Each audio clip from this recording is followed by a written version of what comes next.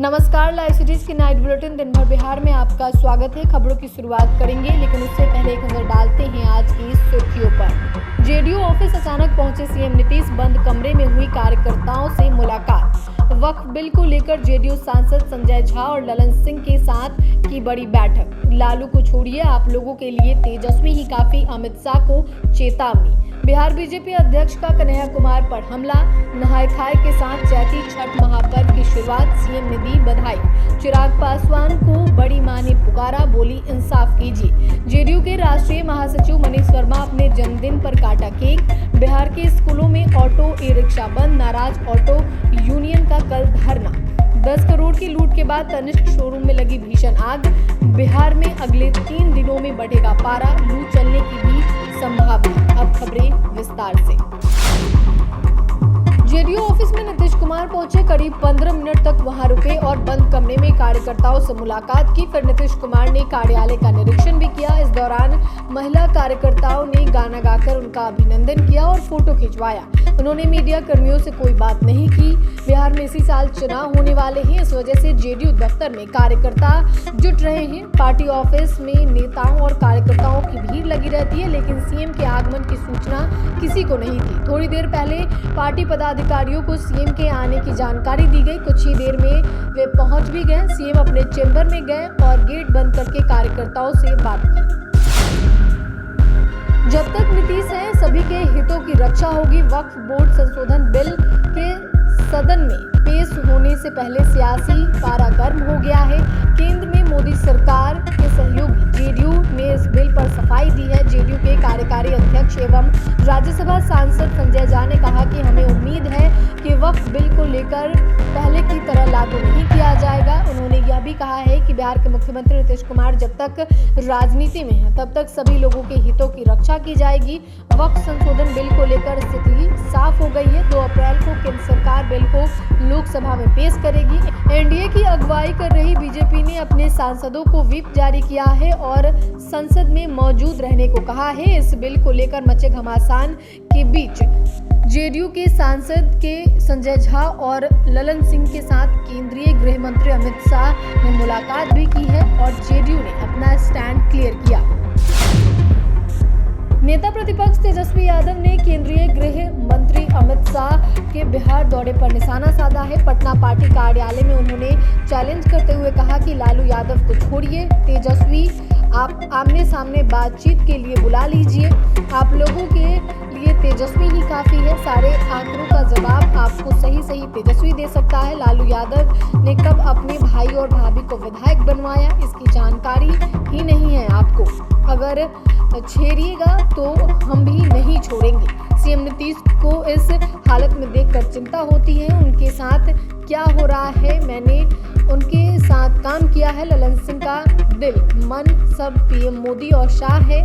तेजस्वी ने आगे कहा कि बीजेपी वाले हम लोगों से पूछते हैं कि लालू यादव ने क्या किया। 17 महीने का ही हम बता देते हैं कि हमने क्या किया। आईटी टूरिज्म पॉलिसी हमने दिलाया।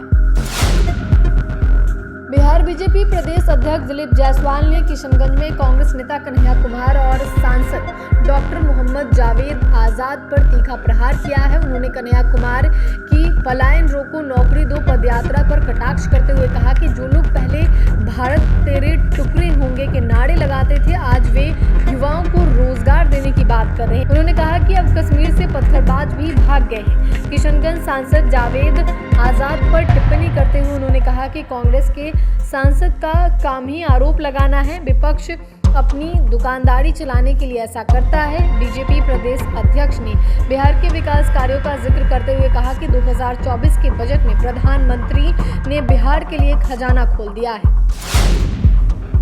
बिहार में नहाय खाए के साथ चैती छठ महापर्व की शुरुआत हो गई है। 2 अप्रैल को खरना है, 3 को डूबते सूर्य को अर्घ्य दिया जाएगा, 4 को उगते सूर्य को अर्घ्य देने के साथ ही 4 दिन का महापर्व खत्म होगा।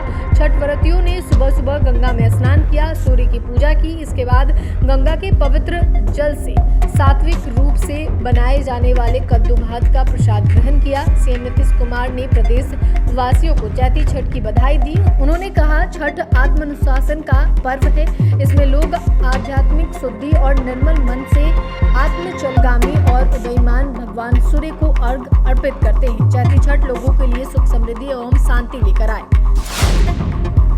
खगड़िया के शहरबन्नी में पासवान फैमिली के बीच संपत्ति के विवाद को लेकर तनाव बढ़ गया है। विवाद इतना बढ़ गया है कि मामला थाने तक पहुंच गया है। मामला तब तुल पकड़ लिया जब दिवंगत रामविलास पासवान की पहली पत्नी राजकुमार देवी के पैतृक घर पर ताला जड़ दिया गया। राजकुमारी देवी ने पूर्व केंद्रीय मंत्री पशुपति पारस और रामचंद्र पासवान की पत्नी पर ताला जड़ने का आरोप लगाया। राजकुमारी देवी ने बताया कि जब वह पूजा करके लौटी तो देखा कि दोनों रूम में उनकी देवरानियों ने ताला लगा दिया है। पटना के बाद चिराग पासवान की बड़ी मां की तबीयत बिगड़ गई। उन्होंने चिराग से न्याय की गुहार लगाई है। राजकुमारी देवी ने कहा कि चिराग बाबू जल्दी से खगड़िया आकर घर का बंटवारा कर दे, नहीं तो मेरी स्थिति बिगड़ सकती है। जेडीयू के राष्ट्रीय महासचिव मनीष वर्मा अपने जन्मदिन को खास अंदाज में मनाया। मनीष वर्मा अपने जन्मदिन पर पटना में केक काटा। इस वक्त जेडीयू कार्यकर्ता भी मौजूद रही और लंबी उम्र की कामना कर उनको ढेर सारी बधाई दी। लोगों ने उत्साह, उमंग और खुशी का इजहार एक दूसरे को केक खिलाकर किया और कहा कि आज बहुत खुशी का दिन है।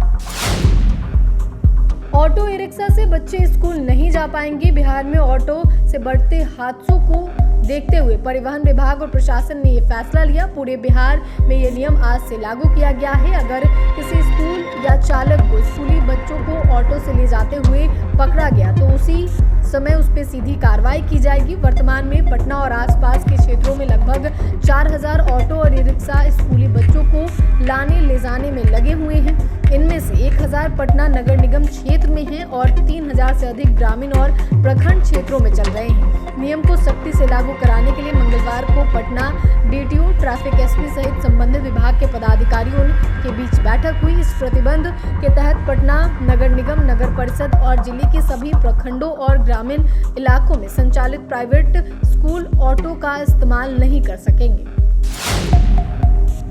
10 करोड़ की लूट की घटना के बाद अब आरा के तनिष्क शोरूम में आग लगने की घटना हुई है। बताया जा रहा है कि अगलगी की घटना में शोरूम को लाखों का नुकसान हुआ है। वहीं अगलगी की घटना के बाद शोरूम के सभी स्टाफ को बाहर निकाल दिया गया है, जबकि मौके पर पहुंची दमकल की गाड़ियां आग पर काबू पाने में जुट गई हैं। जानकारी के अनुसार अगलगी की यह घटना शोरूम के नीचे बने जनरेटर रूम में हुई थी, तो जिसने कुछ ही देर में शोरूम के बड़े हिस्से को अपने चपेट में ले लिया।